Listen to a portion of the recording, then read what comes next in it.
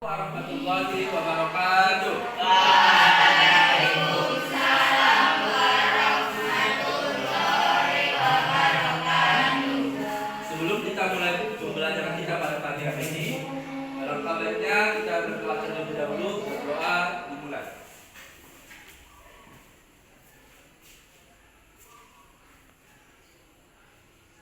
Berdoa selesai. Bagaimana kabarnya anak-anak sekalian? Baik. Alhamdulillah. Kira-kira hari ini anak-anak Bapak ada yang hadir? Hadir semua? Hadir? Hadir. Baiklah. Adapun materi kita pada pagi hari ini yaitu tentang pendidikan multikultural, yang mana pendidikan multikultural ini akan Bapak kaitkan nanti dengan materi kita yang ada di PKN, yaitu tentang keberagaman suku, agama, ras, dan golongan dalam mencintai Bhinneka. Jadi sebelum anak-anak Bapak belajar tentang materi keberagaman suku, agama, dan ras dan golongan dalam Bhinneka Tunggal Ika, anak-anak Bapak harus tahu apa itu pendidikan multikultural. Oke? Pak, apa tujuannya kita belajar pendidikan multikultural?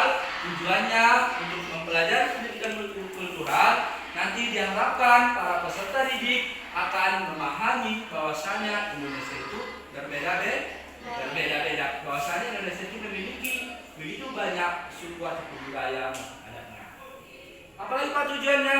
Tujuan untuk mempelajari pendidikan multikultural agar anak-anak Bapak bisa menghargai dan menerima perbedaan suku ataupun agama maupun ras. Apalagi Pak tujuannya? Tujuannya untuk mempelajari pendidikan multikultural agar anak-anak Bapak bisa saling bekerja sama untuk mewujudkan tujuan negara. Paham? Oke, baiklah. Kalau pada kelas depan kita masuk ke materi kita keberagaman suku, agama, ras, dan golongan dalam bingkai Bhinneka Tunggal Ika. Jadi timbul pertanyaan, Pak, multikultural itu apa sih sebenarnya?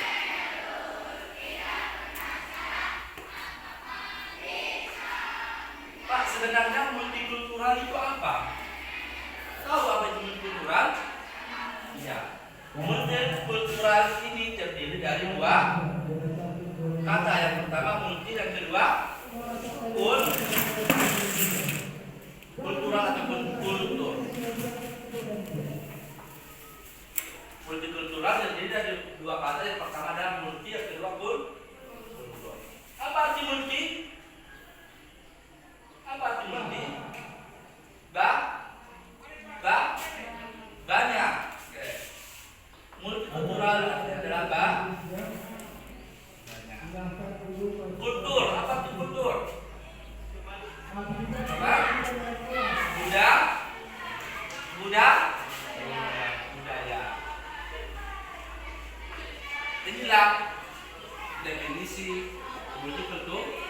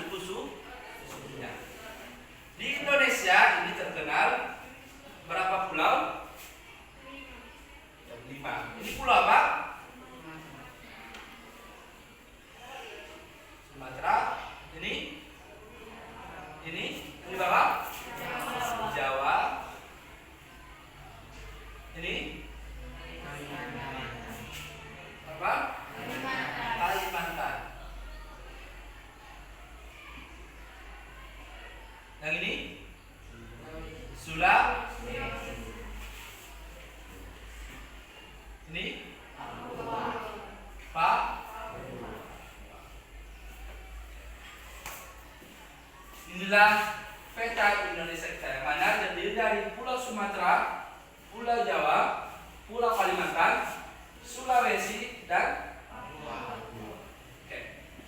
Indonesia merupakan negara yang begitu banyak, yang begitu negara yang kaya, baik itu kaya sumber daya alam dan juga kaya sumber daya manusia.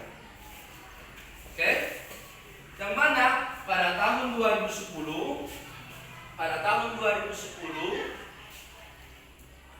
Badan Statistik meneliti bahwasanya di Indonesia itu ada 1.304 suku yang ada di Indonesia. Coba bayangkan 1.304 suku yang ada di Indonesia. Artinya apa? Artinya Indonesia itu kaya, baik itu kaya dari sukunya, baik itu kaya dari budayanya, baik itu kaya dari sumber alamnya, dan banyak hal kekayaan Indonesia. Jadi walaupun kita berbeda-beda suku, walaupun kita terdiri dari 1.304 suku, kita harus tetap satu tujuan. Seperti semboyan negara kita, apa semboyannya? Bhinneka Tunggal Ika. Apa arti Bhinneka Tunggal Ika? Walaupun kita berbeda-beda, tetap satu tujuan. Itulah semboyan Indonesia, yaitu Bhinneka Tunggal Ika. Jadi dulu pertanyaan, Pak, bagaimana cara kita untuk menyatukan perbedaan ini? Ya kan? Oke, seperti di Indonesia itu ada, kalau kita lihat dari budaya atau dari agamanya, ada beberapa agama yang ada di Indonesia.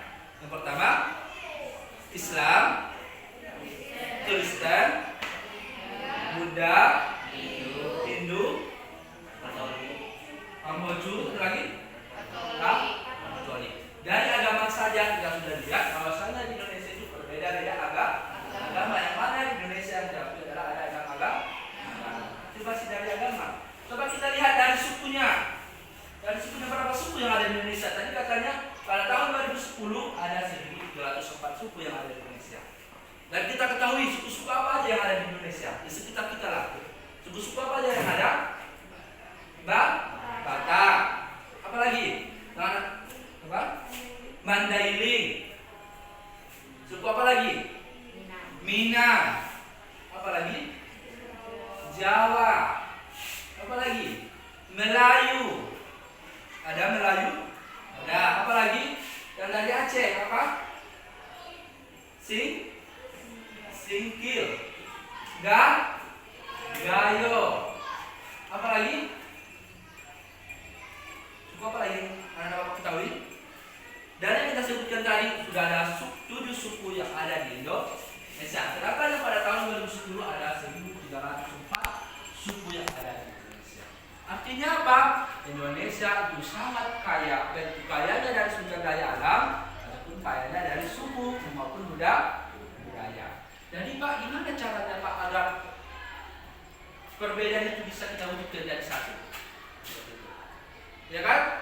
Oke, jadi sekarang sebelum kita lanjutkan materi kita pada pagi hari ini, Bapak tanya dulu satu-satu Bapak. Di sini di kelas ini suku apa aja yang ada di kelas ini? Oke? Oke, Bapak mulai dari sini. Suku apa? Suku Mandailing. Ini Esa? Suku Minang. Jawa. Moren? Mandailing. Minang. Fatma? Jawa. Sarah Mandailing. Dulu Minang. Jawa. Mandailing. Artinya apa? Dari kelas kita ini aja sudah ada beberapa suku. Nah, tadi Bapak tanya ada suku Mandailing, ada suku Jawa, ada suku Minang, ataupun bahkan ada suku Melayu dan sebagainya. Oke, jadi sebelum kita mulai pembelajaran kita, alangkah baiknya Bapak menerapkan anak-anak Bapak segera membentuk kelompok sesuai dengan suku-sukunya. Sudah tahu kan suku-sukunya? Oke, silakan bentuk kelompok sesuai dengan suku-sukunya.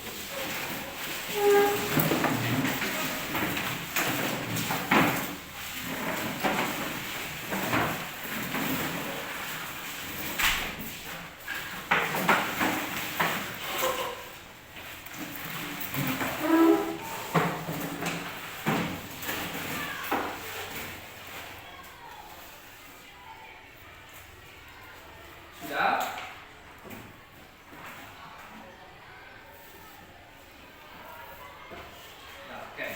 suku apa tadi?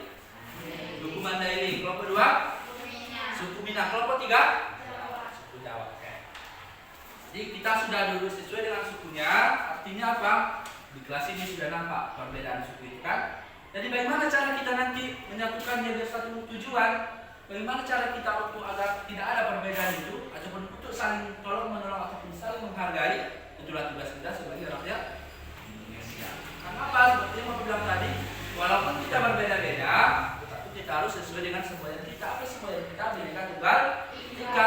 Walaupun kita berbeda-beda, tapi tetap satu. Itulah semboyan kita. Oke, kita lihat. Kalau perhatikan ke depan, bahwasanya materi kita pada pagi hari ini keberagaman suku, agama, ras, dan golongan dalam Bineka Tunggal Ika. Artinya apa? Kenapa bisa Indonesia itu menjadi beberapa suku? Pasti ada sejarahnya. Perhatikan ke depan. Apa faktor penyebab terjadinya keberagaman itu?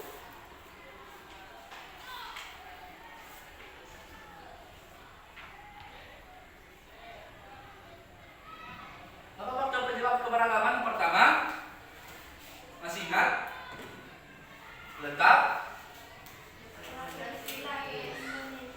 Letak strategis wilayah,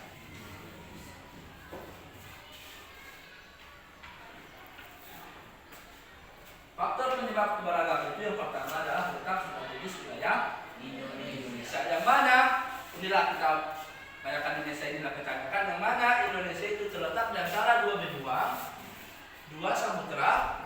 Benua apa aja? Benua apa saja?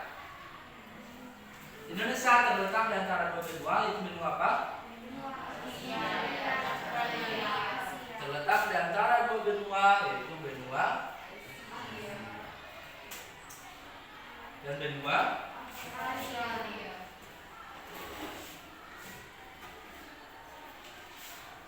dan terletak di antara dua samudera. Samudera apa?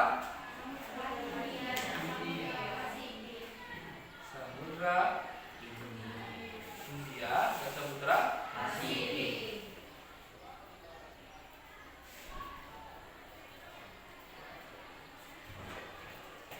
Inilah letak strategis wilayah Indonesia. Yang mana Indonesia dihapus oleh dua benua, benua Asia dan benua Australia. Dan yang terapit dua samudera, Samudera India dan Samudera Pasifik. Jadi Pak, kenapa kalau seandainya Indonesia dihapus dua benua dua samudera, bagaimana caranya kok bisa jadi keberagaman? Seperti itu kan? Bahwasanya para pedagang yang berada di benua Asia ketika hendak melakukan perdagangan ke benua Australia, maka mereka terlebih dahulu harus melewati Indonesia.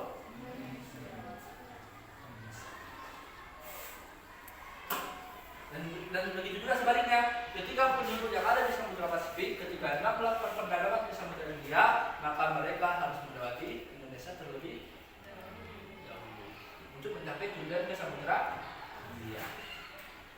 Jadi karena letak Indonesia menjadi diatur terletak sangat strategis, dilampit oleh dua benua dan oleh dua samudra, maka menyebabkan Indonesia menjadi jalur perdagangan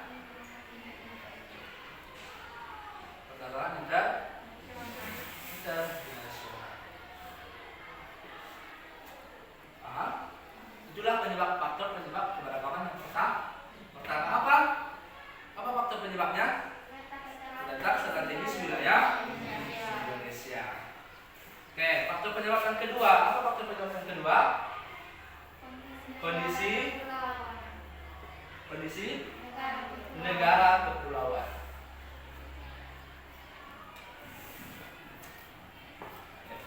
Seperti yang kita jelaskan tadi, bahwasanya di Indonesia memiliki beberapa pulau. Kita ambil besarnya saja, yaitu Pulau Sumatera, Pulau Jawa, Pulau Kalimantan, Pulau Sulawesi dan Pulau Papua. Itulah yang menyebabkan bisa menjadi keberagaman. Faktor yang ketiga, apa faktor penyebab yang ketiga? Perbedaan kondisi alam.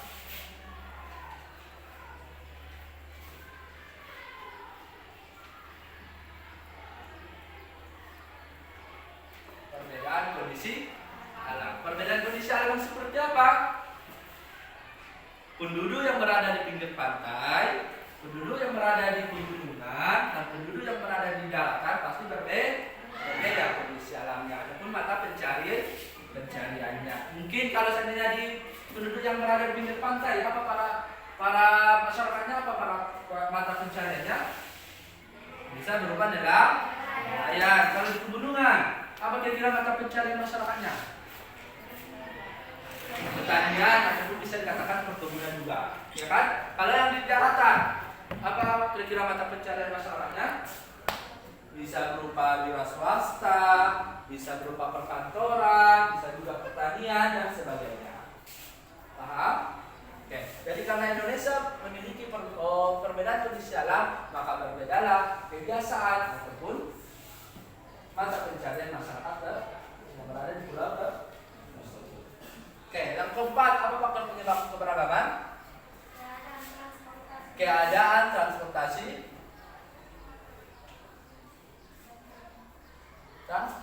dan komunikasi.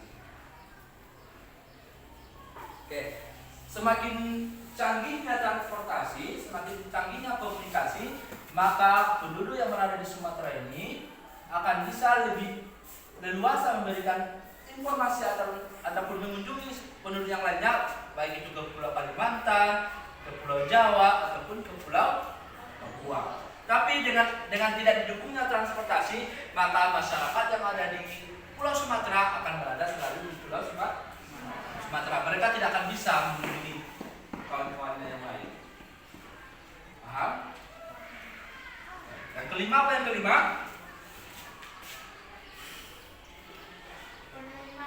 Penerimaan masyarakat terhadap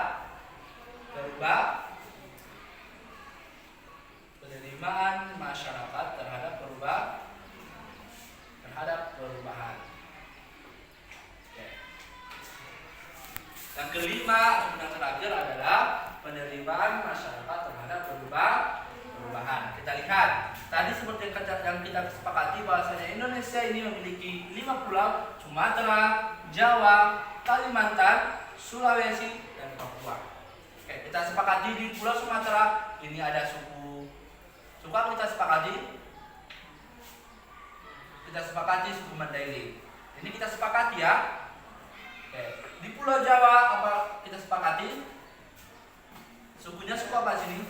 Suku Jawa. Oke, di Pulau Kalimantan apa kira-kira kita sepakati biar anak-anak lebih paham?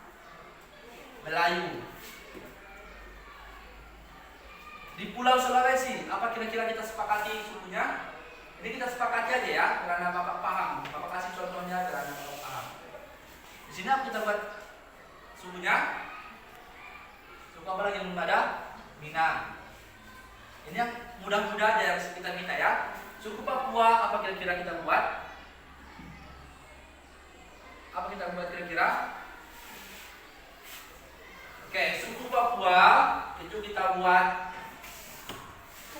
sukunya suku Asmat. Oke, kita sepakati 5 suku saja.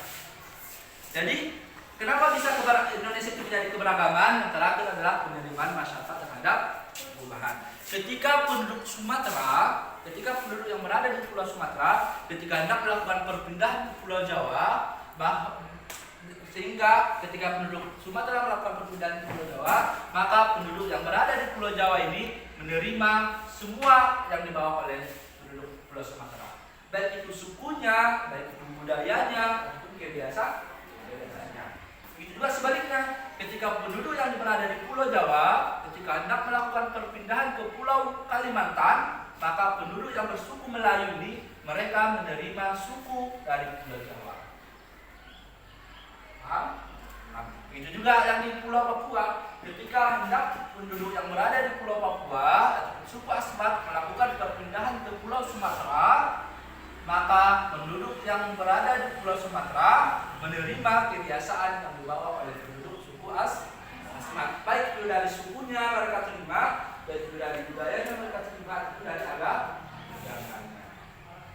Artinya apa? Setiap pulau ataupun setiap masyarakat saling menerima penerimaan masyarakat terhadap perubahan. Tidak ada perbedaan. Kalau baik itu dia suku Mandailing, baik itu dia suku Melayu, suku Minang, suku Jawa, tidak ada perbedaan. Paham? Paham kira-kira dari materi kita? Paham. Ada yang mau ditanyakan? Ada kira-kira yang mau ditanyakan tentang materi kita tentang keberagaman suku? Paham? Paham. Jadi kesimpulannya bahwasanya Indonesia itu memiliki begitu banyak kekayaan, yaitu kekayaan sumber daya alam ataupun kekayaan sumber daya manusia. Baik itu dari sukunya, budayanya ataupun agamanya.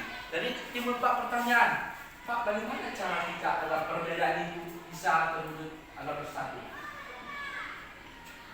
Ya kan? Contohnya seperti ini, suku Mandailing, suku Minang, suku Jawa. Bagaimana caranya dia bisa bersatu? Apa jawabannya? Yang pertama, kita harus toleransi. Apa itu toleransi? Bisa berupa saling tolong menolong, iya kan? Ketika kawan kita tertimpa kesusahan, contohnya seperti suku Minang, ketika kawannya suku Mandailing mendapatkan musibah ataupun ada berita yang tidak diinginkan, maka kita sebagai manusia, sebagai putra-putri Indonesia yang baik, kita harus saling tolong menolong. Itulah tugas kita sebagai manusia, yaitu saling tolong menolong.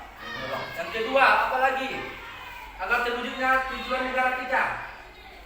Walaupun kita berbeda-beda suku, kita harus saling kerjasama ataupun kerja tim agar terwujudnya cita-cita negara.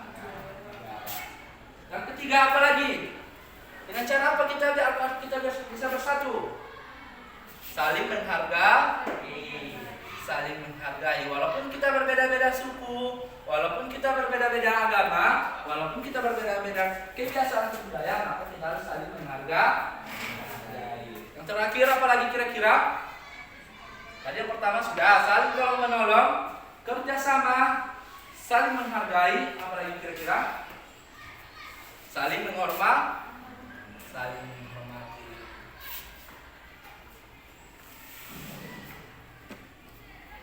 Jadi walaupun kita berbeda-beda suku, kita harus saling menghormati.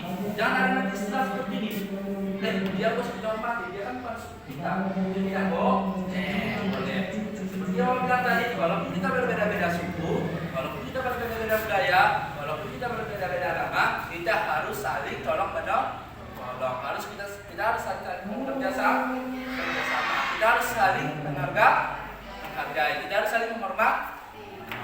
Jadi jadikanlah perbedaan suku, perbedaan agama, perbedaan ras itu merupakan suatu kekayaan yang dimiliki negara kita. Paham? Ada yang mau ditanyakan? Ada? Jadi kalau seandainya ada pertanyaan gini, Pak, pendidikan multikultural itu apa sih sebenarnya? Bisa menjelaskannya? Bisa. Bahwasanya Indonesia itu memiliki begitu banyak budaya. Jadi bagaimana cara kita untuk menyatukan budaya-budaya ini? Yaitu seperti yang Bapak tadi, saling tolong menolong, kerjasama, saling menghargai, dan saling menghormati. Bisa kira-kira? Bisa. Ada yang mau ditanyakan? Baik, karena waktunya sudah habis, untuk materi selanjutnya nanti tugasnya akan Bapak kasih kepada Bapak sekalian. Silakan tulis bukunya.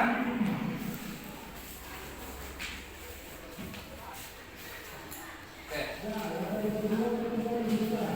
Nomor satu.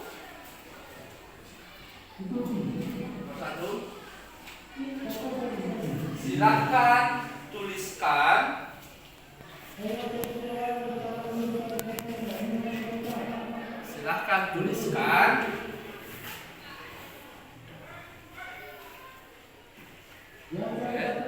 bagaimana cara anak Bapak, cara kamu, silakan tuliskan bagaimana cara kamu menyatukan perbedaan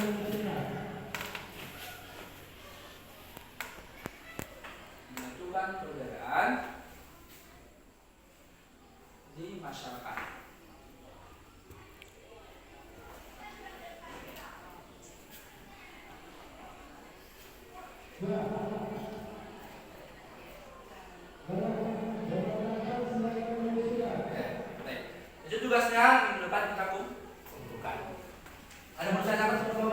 dalilnya? Paham? Baik. Berhubung waktunya sudah habis, maka materi kita sambung minggu depan. Kurang lebihnya Bapak mohon maaf. Assalamualaikum warahmatullahi wabarakatuh.